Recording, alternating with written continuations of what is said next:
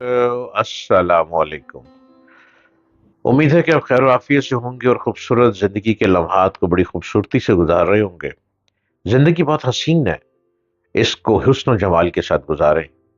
जमाल तो आपके पास है और हुस्न ऊपर वाला देता है आपको। इसको बड़े अच्छे तरीके से गुजारें। कम सोएं, कम खाएं, लेकिन ज्यादा वक्त अपने काम पर लगा दें।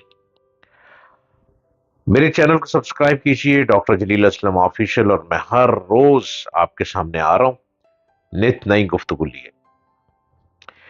आप सब जानते हैं कि एक दिन में 24 घंटे होते हैं। ये 24 घंटे 1440 मिनट के बराबर होते हैं। 24 घंटे। और आप कितना वक्त जाया कर रहे हैं? 1440 मिनट में से आप कितने मिनट जाया कर रहे हैं? और ये मिनट 8,06,400 सेकंड के बराबर होते हैं। अब ये भी देखें कि आप एक एक लम्हा, एक एक सेकंड कितना जाया कर रहे हैं, जिसमें लाखों सेकंड सामने आ रहे हैं। जब हम देखते हैं कि एक दिन कितने सेकंड्स पर मुश्तमिल होता है, तो इन सेकंड्स की ज्यादा तादाद देखकर एक लम्हे के लिए कुछ यूं महसूस होता है जैसे दिन दर हकीकत काफी लंबा होता है, बहुत लंबा होता है। हमें रोजाना अपने काम के लिए इतने ही सेकंड चाहिए होते हैं। इतने ही सेकंड हमें, हमारी डिमांड है, हमारी रिक्वायरमेंट है। इसके बावजूद हर रोज लोग परेशान रहते हैं कि उनके काम कंप्लीट नहीं हो पा रहे। दिन काफी छोटा होता है और अपने काम निपटाने के लिए लोगों को खातिर खा वक्त मिल ही नहीं पाता, वक्त मुयस्सर ही नहीं आता।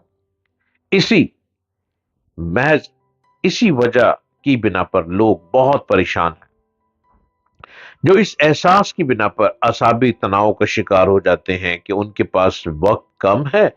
डिप्रेशन का शिकार हो जाते हैं कि वक्त कम है और काम ज्यादा है।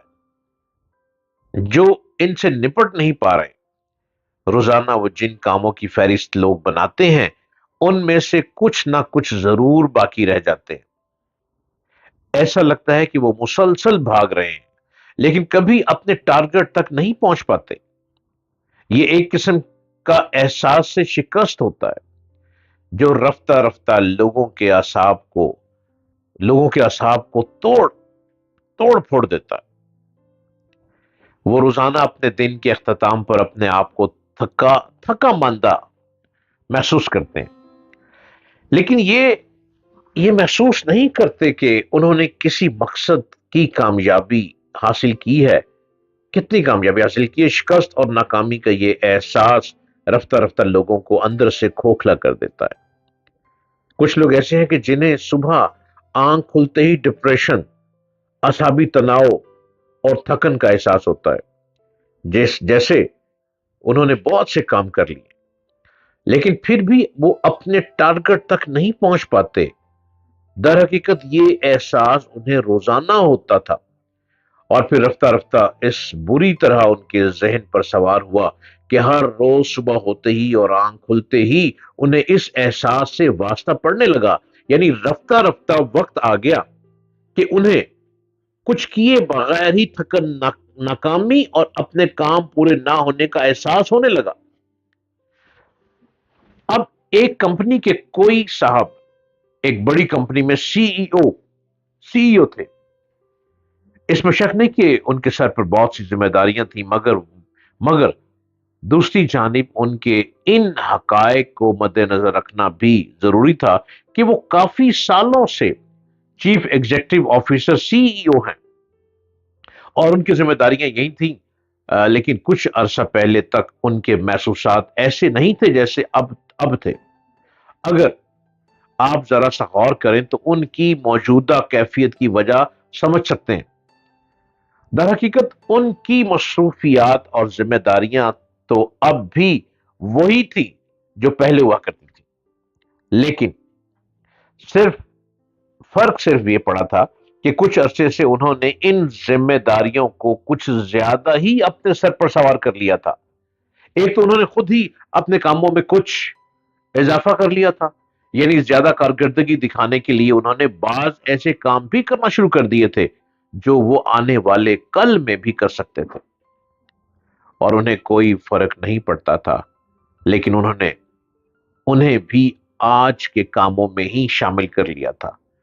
اپنے کاموں کو خود ہی غیر ضروری طور پر بڑھا لینا بھی اپنے آپ کو اعصابی کشیدگی میں مبتلا کرنے کا ایک طریقہ ہے۔ جیسے لوگ لاشعوری طور پر اختیار کر لیتے ہیں، وہ صبح اٹھتے ہی تو انہیں سب سے پہلا احساس یہ ہوتا ہے کہ کاموں کا ایک پہاڑ ان کے سامنے کھڑا ہے۔